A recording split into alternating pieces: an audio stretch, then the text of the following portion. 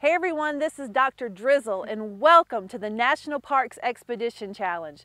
Today we are in Virginia at the beautiful Shenandoah National Park. As you can see behind me, this place is absolutely spectacular. And we're here with our new friend, Ranger Elsie. Ranger Elsie, thank you so much for having us here today. Oh, well, thank you for coming. I'm very excited to talk to you all. Well, I know our kids are excited too.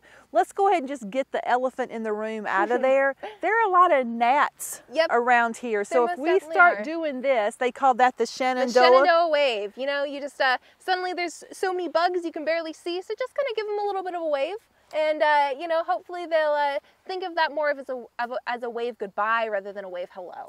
We'll work on that. It's a little bit of an aloha sort of thing. Yeah. But yeah, so this is just a beautiful place. How did you get here, Elsie? So I'm originally from California. So it took a long amount of time to get over here, but I have always been fascinated by the Blue Ridge Mountains and have seen photos of Shenandoah for a very long time. So when I had the opportunity to come and explore it for myself, I jumped at that opportunity, and it's been an amazing time. So how long have you been here? Not for too long. I started at the end of May, and you know, have been here ever since. And there's so much to explore. I could probably be here for years and still not have seen everything. Are you thinking you might be a park hopper? Any other parks you're interested in or have been to? Yep, so I actually started off in California. I didn't work for the Park Service, but I did work in Yosemite National Park, and that kind of, you know, gave me the taste of what this life is. And since then I've worked in Zion for a few seasons, as well as the National Parks of Boston. Oh, very nice. We were in Zion, I think last summer. It's a beautiful place. It's very special. So, besides the gnats, tell me a little bit about Shenandoah, the actual park itself, and then we can maybe talk about some of the beautiful insects and bugs and animals. Yeah, so Shenandoah, I think, is very special because originally when it was created, it was established as a park for the people. So at that time, there weren't a whole lot of outdoorsy national parks on the East Coast. And but there was Yellowstone, there was already Yosemite, and so the Park Service was really kind of trying to think of a way that we could create this beautiful outdoor experience for all of the lovely folks on the East Coast as well. You know, they deserve a space like this too. And I think that Shenandoah is a park for the people in more ways than just that, and it holds true today. Basically anything that you are interested in, you can find something for it in Shenandoah. We have tons of bugs. Yes. We have lots of different animals, hundreds of species of mammals.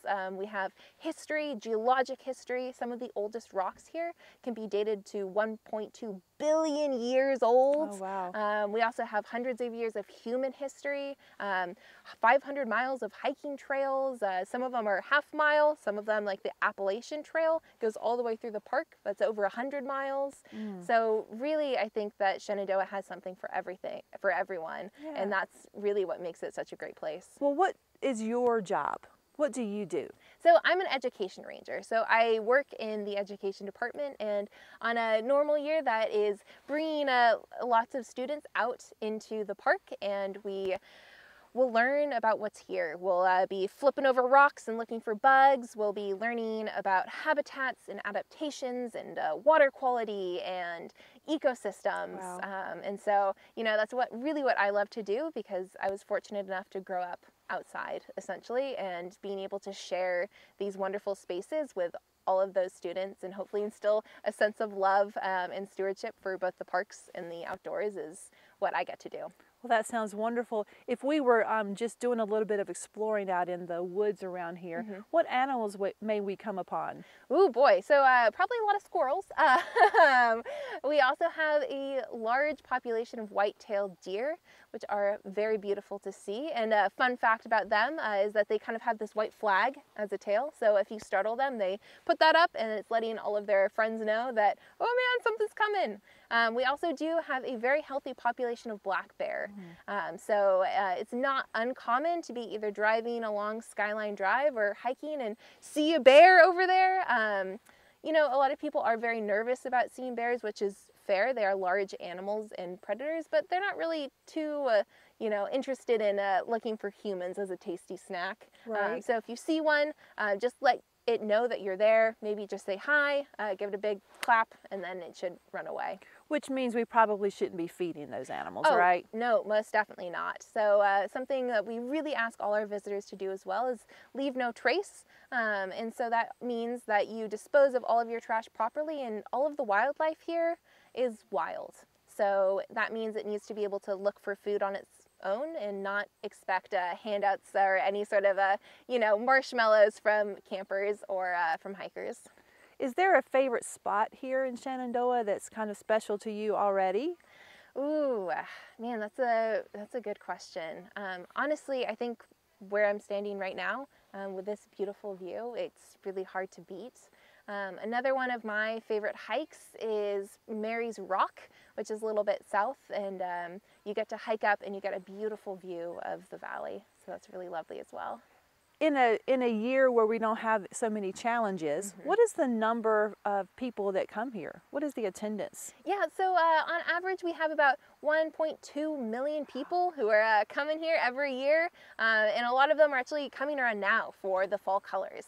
So in the next few weeks, all of these trees that you can see around you, they will be changing colors and become this beautiful kind of mosaic of reds and yellows and oranges. I'm sure we'll have to come back and see that. What about the wintertime? Do you get snow? So it does snow up here. So we're at a pretty high elevation compared to down at the valley. So right here at Dickey Ridge Visitor Center actually closes during the winter. Okay. And Skyline Drive sometimes closes too because it gets so icy that we don't want anyone, getting hurt. And so just for safety, we have to close the drive. As you know, we send out STEM challenges to our students to try to get them to solve problems that sometimes we as adults cannot solve. So we've been looking very carefully at the Shenandoah salamander. I'm actually hoping to find one on this trip, but we also know they're at the higher altitude. So can you tell us a little bit about the Shenandoah salamander, and then we'll issue our challenge? I would love to. It's one of my personal favorites. It's really special to Shenandoah National Park because it's an endemic species, which means you can only find it right here, nowhere else in the entire world. And within the park, as you mentioned, you could only find it in 3 spots, and those are the highest points in the park. They're these little salamanders, and they really like colder temperatures. And so they're facing a lot of challenges right now. Mostly it's habitat encroachment. There are these other salamanders called redback salamanders who are a little bit more hardy, I could say. So they can they thrive in a larger range of temperatures, and they can travel a little bit faster and are just able to live in more places. And so they are moving up into our hills where our Shenandoah salamanders are living, and shrinking the amount of resources and space for the Shenandoah salamanders. So the redbacks can live many places. Yep. And they're sort of just moving those guys out. Yeah. So that's going to be a great challenge for us. As students, we want you to think about what Ranger Elsie just said.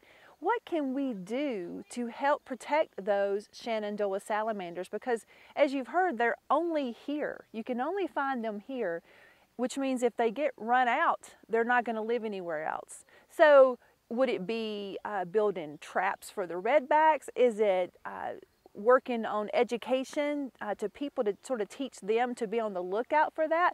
I don't know. We actually don't have an answer yet. So we want you to decide what you can do to save the Shenandoah salamanders. Now, the Shenandoah gnats, we're okay with some of them going away, but we really want to save the salamanders. Elsie, there are a lot of students that watch these, and a lot of them are interested in maybe taking your job someday.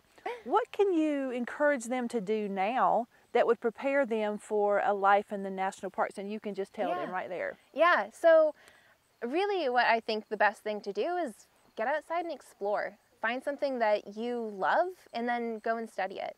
There are lots and lots and lots of different kinds of ranger jobs. So like me, I teach, but you could also be a scientist and study the Shenandoah salamander. You can study mammals. You can work as a geologist. So if you find something that you love, then there's probably a ranger job for you. Now you do have to go to school. So I did go to college and get a degree, but I did it in something that I love, and that's how I ended up here, continuing to do that. Well, so that means that you guys can also do that. We also encourage you to get out and volunteer and also talk to people. Tell them about where you live and find out where they live. Notice that these grasses are very manicured, very well taken care of. Lots of great jobs in the world of maintenance and landscaping. Definitely. So if that's important to you, or if that's something you enjoy now, mowing grass, we really need you in the parks. There is a lot of grass and things to be taken care of. Yes. Well, thank you so much, Ranger Elsie, for letting us come out here. And you know, after a while, the gnats sort of just disappear. So I'm not sure if they've disappeared or if I've eaten quite a few of them, but they're not as bad. Just some added protein, right? Yeah, just some added protein. Don't suggest that. But guys, thank you so much for joining us here at the Shenandoah National Park. This is Dr. Drizzle, out.